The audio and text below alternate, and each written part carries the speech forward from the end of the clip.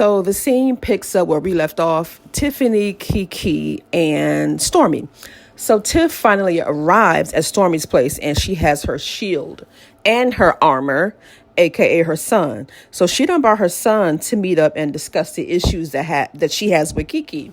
And you got all that mouth, but you run around here scared. Keep that same energy you had in your confessionals. She run around here. So she done woke her son up out of his nap to drag him to a meeting because she running scared. I can't. So you had a babysitter. Every time it's time to meet up with other people, but the moment you have to meet up with Kiki or you're at the same function as Kiki, you bring your baby along. I mean, get this woman off the show.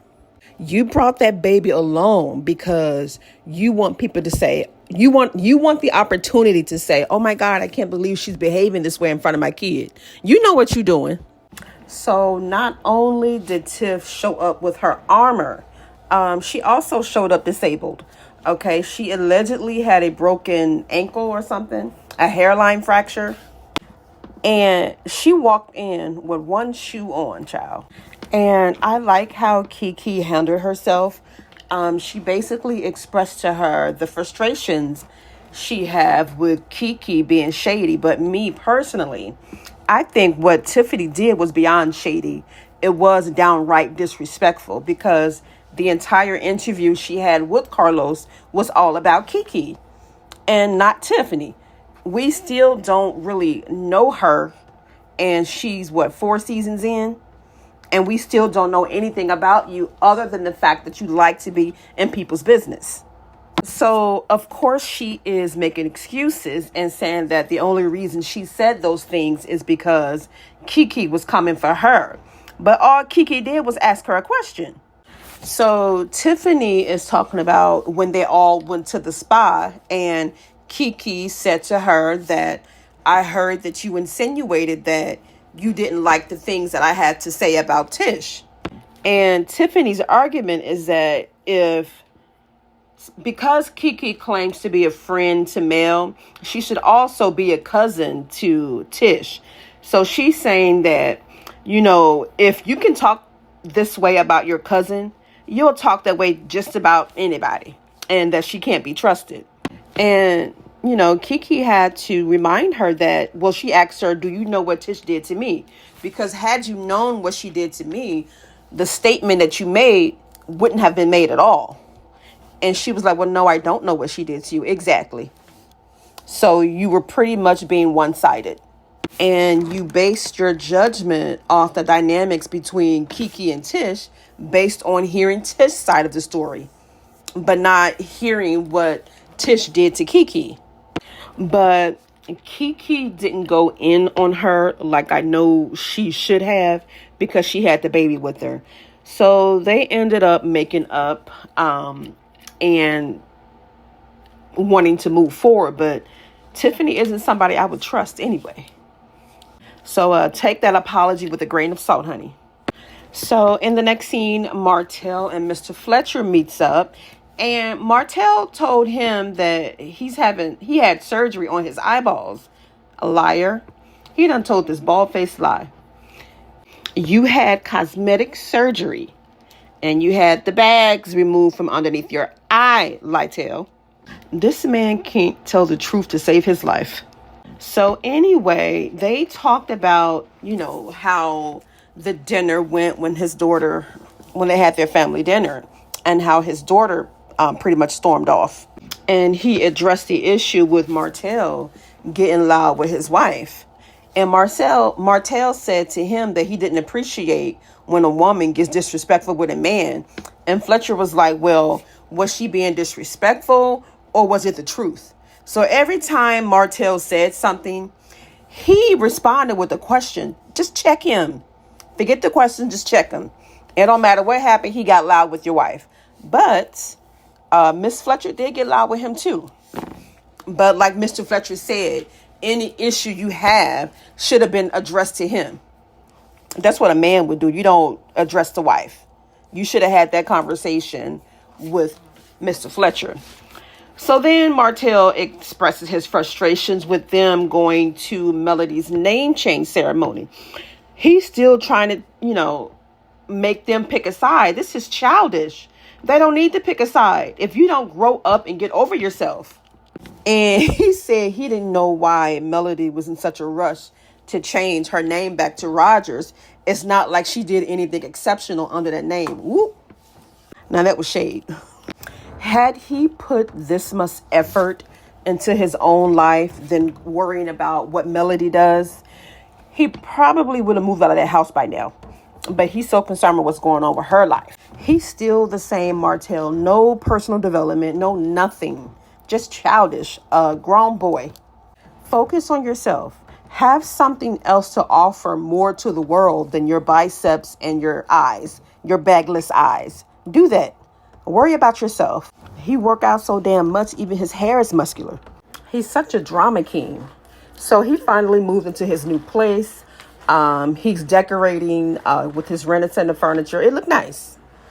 And the next scene, we have the Scott ladies. I knew what they were going to talk about before the show even aired.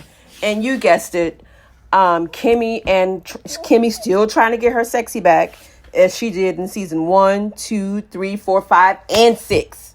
So she getting something called a yoni steam. So I had to look this up because I've never heard of it. Anyway, you're sitting over a pot of hot steaming water infused with herbs. What?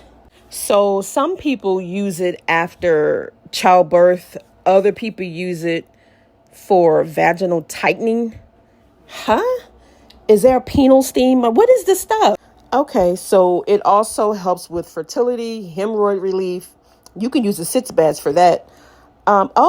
Fewer headaches. I might want to try that because I do get a lot of headaches. Also, it's good for stress or depression relief. Does it work for men too? So Kimmi was like, maybe she should invite the other ladies. And Tish was like, no, because the topic of conversation would have probably been Kiki. And she was upset because she said the last time she felt that Mel was digging for information. And she was. Mel was digging for information because she was trying to understand what led up to the point of Kiki having to throw a drink in her face.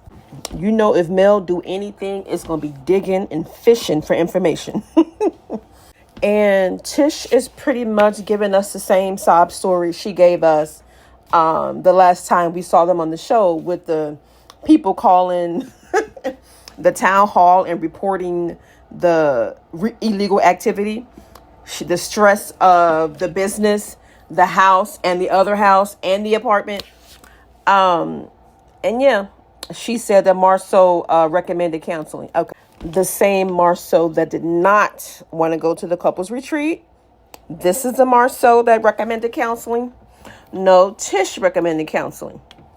Okay. She said she's yelling at the kids more. And she thinks that she's having a mental breakdown. Her mind is all over the place. And I think this is a result of her self-denial. She's in denial about her marriage. She wants us to believe that everything is perfect between them, and it's not. So she is definitely in denial, which can cause depression and stress. And struggling silently with the weight of a facade can make you feel like you're losing your damn mind, because she has to go around pretending that everything is all good when it's not. And the whole time she's dying inside, which is why she is the one that recommended the marriage counseling.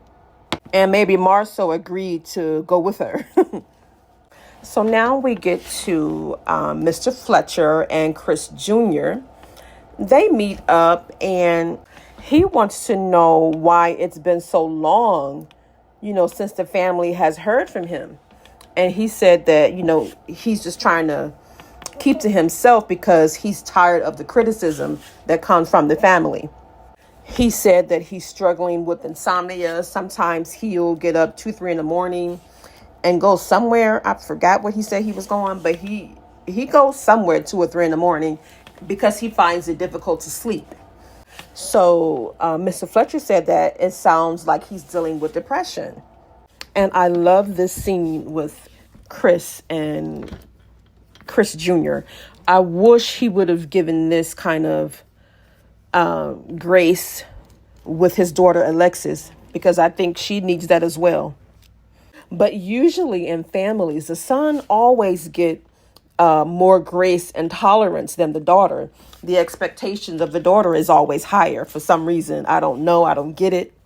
And Mr. Fletcher did get teary-eyed, and he said that he will stop everything he's doing to help his son.